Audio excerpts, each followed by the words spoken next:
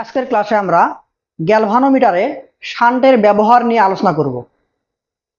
এখানে জি হলো গ্যালভানোমিটার এবং এই গ্যালভানোমিটারটা একটা নির্দিষ্ট পরিমাণ কারেন্ট মাপতে পারে। এর বেশি কারেন্ট যদি এই গ্যালভানোমিটারের মধ্য দিয়ে যায় তাহলে গ্যালভানোমিটারটা পুড়ে যাবে। তাই আমি গ্যালভানোমিটারের পাশ দিয়ে একটা রোধ যুক্ত করছি যেন অধিক পরিমাণ কারেন্টটা এদিক দিয়ে যায়, আর যতটুকু গ্যালভানোমিটার সহ্য করতে পারে সেই কারেন্টটা যেন গ্যালভানোমিটারের মধ্য দিয়ে যায়। এই যে গ্যালভানোমিটারের সমান্তরাল যে রোধ, সেটা কিনা এই গ্যালভানোমিটারকে পুড়ে যাওয়ার হাত থেকে রক্ষা করে, এটাকে বলা হচ্ছে শান্টের রোধ। তো এখানে আই আমার মূল প্রবাহ মাত্রা। এই আই প্রবাহ মাত্রাটা এই বিন্দুতে এসে দুই ভাগে ভাগ হয়েছে। একটা হলো আইজি, যেটা কিনা গ্যালভানোমিটারের প্রবাহ, আর একটা হচ্ছে আইএস, যেটা শান্টের মধ্য দিয়ে প্রবাহিত প্রবাহ। এই শান্টের মধ্য দিয়ে প্রবাহিত প্রবাহটা বেশি, আর গ্যালভানোমিটারের যতটুকু সে সহ্য করতে পারে ঠিক ততটুকুই প্রবাহ এখানে প্রবেশ করছে। তো এখানে এই দুটা কারেন্ট যে ভাগ হলো এই বিন্দুতে এসে, এই কারেন্টটা আবার বি বিন্দুতে এসে আবার যুক্ত হয়ে আবার আই কারেন্টটাই আমি পাবো। তাহলে এখানে আমি বলতে পারবো যে আমার মূল প্রবাহ আই সমান গ্যালভানোমিটারের প্রবাহ প্লাস শান্টের মধ্য দিয়ে প্রবাহ। তো যেখানে কারেন্ট ভাগ হয়েছে এখানে আমরা বিভব বের করব। যেহেতু এটা সমান্তরাল সমবায়ে তাই দুইটারই বিভব কিন্তু একই হবে। আমরা জানি যে প্রবাহ উচ্চ বিভব থেকে নিম্ন বিভবের দিকে যায়। তাহলে আমার এ হলো উচ্চ বিভব আর বি হলো নিম্ন বিভব। তাহলে এখানে বিভব পার্থক্য কত হবে? ভিএ মাইনাস ভিবি, এটা হলো আমাদের বিভব পার্থক্য। তো আমি যদি এই যে আই কারেন্টটা এখানে যে ভাগ হলো আইজি এবং আইএস, এই মানগুলো আমি বের করার চেষ্টা করি।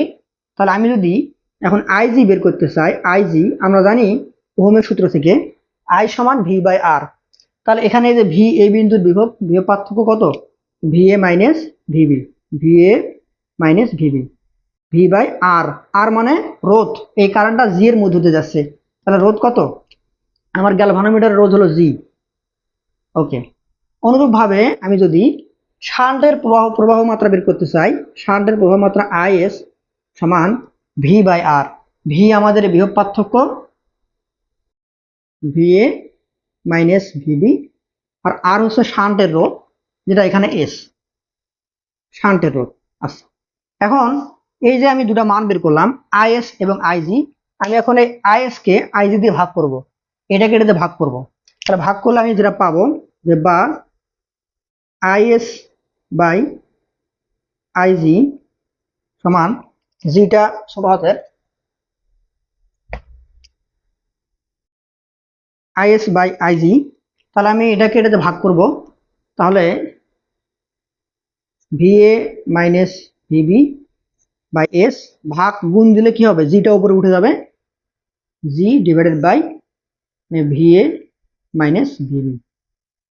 আচ্ছা, তাহলে এই যে কাটা যাবে, তাহলে আমার এখানে থাকবে যে বা যে আইএস শান্টের প্রবাহ বাই গ্যালভানোমিটারের প্রবাহ সমান, তাহলে G by S, G by S.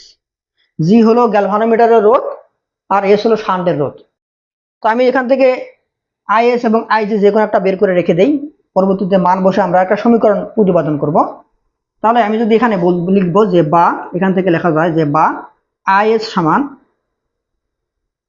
মানে শান্টের প্রবাহ, তাহলে এটা গুণ হবে, তাহলে G by S into I G. আচ্ছা, এখন এই যে আমরা বললাম যে আমাদের মূল প্রবাহ আইটা দুই ভাগে ভাগ হয়েছে, একটা হলো আইজি আর একটা হলো আইএস। তাহলে এখন এই যে আইএস এর মানটা আমরা এখান থেকে এখানে বসাবো। তাহলে আমরা এখন মান বসাবো। তাহলে এই যে আমাদের আই সমান আইজি প্লাস আইএস, এখানে মানটা বসাবো। তাহলে আইএস এর মানটা বসাই। তো আইএস এর মান কত হবে এটা আমি আগে লিখতেছি। তাহলে আইএস এর মান এই সমীকরণে বসাবো। তাহলে আইএস হচ্ছে G by S into IG plus আগে থেকে এখানে আইজি সমান মূল প্রবাহ আই।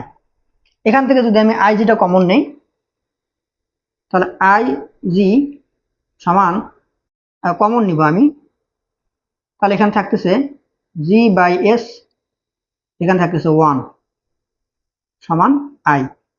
তাহলে বা আইজি গ্যালভানোমিটারের মধ্য দিয়ে প্রবাহ, এখানে আমি লসাগু করব এস, তাহলে উপরে হবে জি প্লাস এস সমান আই। অতএব আইজি সমান, দেখো কোনাকুনি গুণ যায় আই এস, তাহলে I into S divided by G plus S.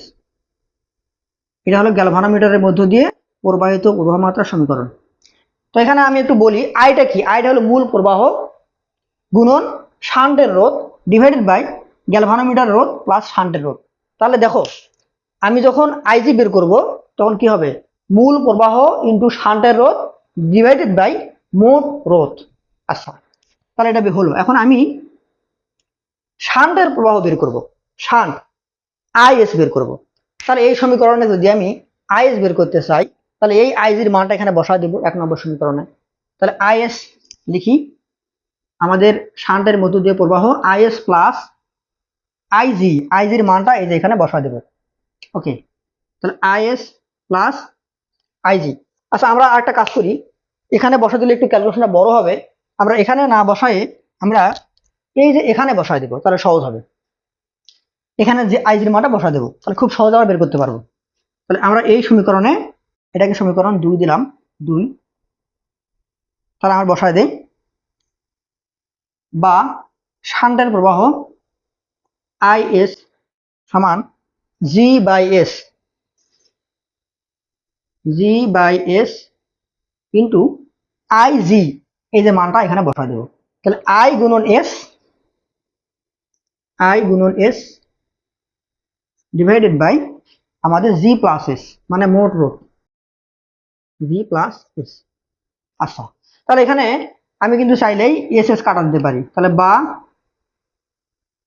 I S সমান, দেখো এই যে এস আর এস কাটা গেল, তাহলে থাকলো কি, মূল প্রবাহ আই গুণন জি গ্যালভানোমিটারের রোধ ডিভাইডেড বাই গ্যালভানোমিটারের রোধ প্লাস শান্টের রোধ। এটা আমাদের শান্টের মধ্য দিয়ে প্রবাহিত প্রবাহ। তো আমরা এই দুটো সমীকরণ একটু ভালো করে তাকাই তো, এটা গ্যালভানোমিটারের মধ্য দিয়ে প্রবাহ, এটা শান্টের মধ্য দিয়ে প্রবাহ। তাহলে কি হলো দেখো তো, দুটোতেই কিন্তু মোট প্রবাহ আছে। তাহলে মোট প্রবাহ এটা এবং নিচেরটা কিন্তু ঠিক আছে। দেখো এখানেও এটা আই, এখানে আই, এবং নিচে মোট রোধ, এখানেও মোট রোধ, নিচেরটা কোনো সমস্যা নাই।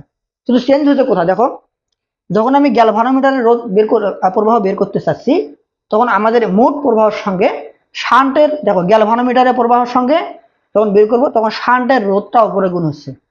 আবার যখন শান্টের প্রবাহ বের করতে যাচ্ছি তখন এখানে গ্যালভানোমিটারের রোধটা গুণ হচ্ছে।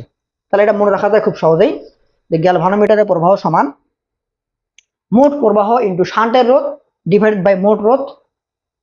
শান্টের মধ্য দিয়ে প্রবাহিত প্রবাহ মাত্রা সমান মোট প্রবাহ ইন্টু গ্যালভানোমিটারের রোধ ডিভাইডেড বাই মোট রোধ। তারপর এই দুটো সমীকরণ দিয়ে আমরা এখন এই দুটো